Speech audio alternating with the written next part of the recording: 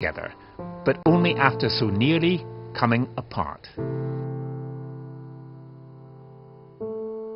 Gavin Esler. Well, joining me now, the historian David Starkey, the author of Chavs, Owen Jones, and the author and broadcaster Drida Say Mitchell. Thanks very much to you all for coming in.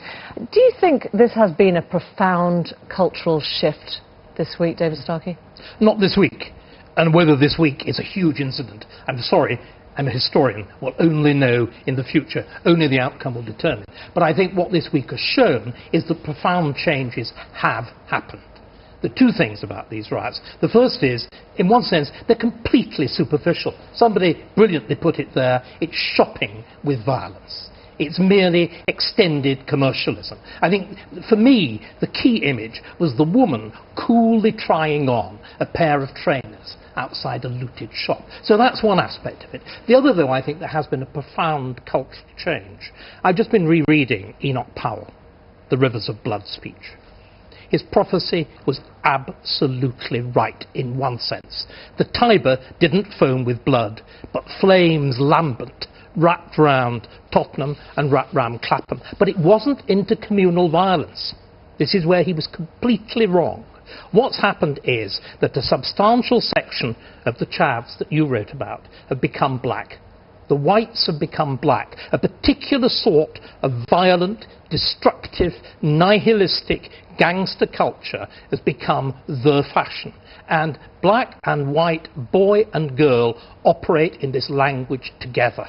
This language which is wholly false, which is a Jamaican patois that's been intruded in England. And this is why so many of us have this sense of literally a foreign country. In that speech, Enoch Powell talked about 15 or 20 years' time, the black man having the whip hand over the white man. That's not true. What's happened is black culture. This is the enormously important thing. It's not skin colour, it's cultural. Listen to David Lammy, an archetypical, successful black man. If you turned the screen off so you were listening to him on radio, you'd think he was white. David, absolutely not at all, really. You know, of all the theories we've heard this week, this whole notion that this is down to the way that some young people may choose to speak, that people, I suppose, that people, David, like myself, who may be talking a particular way, that's why we've got... Like them. You don't talk like them. Them. It's a them. This is the problem. It's a them and us culture. We can't keep thinking of this as a them and us argument. We keep talking about different communities. You keep talking, David, about black culture. Black communities are not homogenous groups. Of course not. So there are black cultures, lots of different black cultures. What we need to be doing is we need to be thinking about ourselves as not individual communities, as one community. We need to stop talking about them and us. We need to be talking about our children. We need to be using words like we, and stop putting this blame on different people. The blame culture has got to stop. We've got to face head on what the issues are. When you're saying that white culture has adopted black culture, are you saying that has been at the heart of the rioting? Is it black culture that has caused rioting? Remember, what we're dealing with, listen to these boys. Listen to... I think you should answer the question, David. No, is that what you're saying? Black culture is the cause of rioting? This is the text sent by the girl who had been the Olympic ambassador, who then engages in shocking acts of looting. Pigs shouldn't have killed that guy last night in it. Then they wouldn't get blown up. Girl's going to steal, wheeze. But it's stealing Dewey. The shopkeeper ain't fucked their mugs. No, sorry, excuse me. Utterly outrageous, obviously, what you're saying. What you're doing is you're equating black culture with criminality. And you are. Let me finish. No, and you said. Let me finish. And you said David Lammy, when you heard him, sounded white, and what you meant by that was that white people equals being respectable, and that white people, by adopting black cultural norms. Look, black culture in this country has had a huge contribution. Our music and a whole range of cultural ways. You glorify rap? David, I use rap in schools to teach children literary devices, and it is a fantastic way it's very good for rhythm and the literary, to re-engage boys. Rap with rioting on the streets? Is that what you think? Well, it certainly glorifies it. Actually, if you look at rap actually, some rap, if you look at their videos, actually it reinforces the materialistic world that we live in. When was the last time you watched a rap video or looked at a rap song? Tell me about a rap artist, David. David, how much do you actually know about hip hop? I'm genuinely curious to know about this because, you know, you're a historian, you deal with empirical evidence, you base your theories on evidence. So explain what your evidence is before you make, frankly, what a lot of viewers will find offensive generalisations. I think in these are times when we need plain speaking. And plain speaking is necessary. You remember, I'm going to give you them. If you will stop interrupting, you're getting a sort of doing a trainee Jeremy Paxman. I took part in James' Dream School. I was involved in this. We used rap. We used rap to explore particular notions of masculinity, of violence, of dominance, of the relationship between old aristocratic violent practice and modern gang culture. So, I mean, it's interesting. It is historically interesting. So when we look at the facts, just bringing this back to the rioting, when we look at the facts, clearly it was not a riot that was only dominated by black people. It was there were many white people. We've seen the training them go to court. Are you saying those? It started as a black protest about the killing of a black man. And so, can we just have that fact? Absolutely. A peaceful protest originated. Actually, a community protest. It very quickly ceased to be peaceful.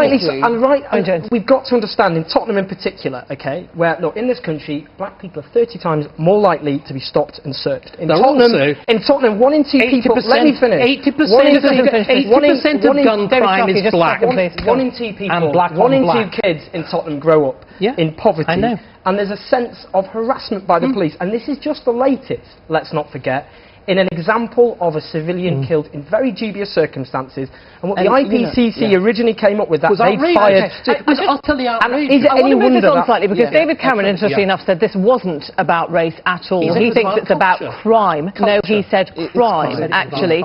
Let's look at the damage to the social fabric in terms of what this says. You talked about shopping, you know, the sort of shopping violence. Shopping with violence, yeah. Do you think, Drida, that this is part of an acquisitive culture, that sort of endless consumerism? You know, it wasn't mindless rioting, it was rioting with a very clear commercial and actually we are the society, we've tricked ourselves up, because what have we emphasised to our children in terms of success? Success equals money. That's what we've been saying to our children for such a long time. Success equals money. So is it any wonder that the type of shops they were looting, it was all about materialism? And you know, if you think about it, we've had a recession. One of the issues of our recession is about the way that banks behave. We let our banks off, basically. I don't remember bankers. No, the analogy being made to feral bankers, feral looters. But interestingly enough, despite all this stuff on politicians, on the press, on bankers, no public buildings were attacked. Now, if you get a real political outbreak, public buildings are attacked. Can we just move on to something? So that kind of protest is okay? No, it's not okay. I mean, I don't actually think that I don't think there is a human right to riot. And but can we just right to protest? No, there's a right to protest. Yeah. But can we just sort of try and turn this round? I am not attacking these groups. What do you mean by these groups, David? What you mean by these groups? No, please. Why, you correctly say, these people feel excluded, they're poor, they can't get jobs, they're searched by the police. Now, why is it that these groups, particularly in these areas, you were saying black men... I'll give you an example. I'll give you an example, David. Can we just look at the actual... Look, can we just look at... I'll give you an example. I was on my way to this building last year, David. No, listen, OK, I'm going to stop this here, because you are using black and white culture interchangeably as good and bad. And I want to know how much damage you think this has done to the fabric of society. I think it's done very considerable, but a very considerable amount. But what I would like to see is a recognition that what is the way out for these boys and girls? The way out... And you think that's by dropping black culture? No, I think it's a particular form. I think it... Why is it so important to do so? Because this type of black male culture militates against education. This is nothing to do with that. Owen Jones, there will be people watching who think that black culture is synonymous with gang culture, at least. Absolutely, and that is something which we need to obviously fight against. Look, there's an angry backlash going on at the moment, and understandably so, People felt terrorised in their own communities. I felt that, and my friends felt that. And there's a dangerous climate at the moment, I think, where to even begin to understand the underlying social and economic causes is seen as justifying mindless thuggery. And it's not to do that, but we have to accept there is a problem in this country in the sense that, for example, 1 in 5 young people are now out of work.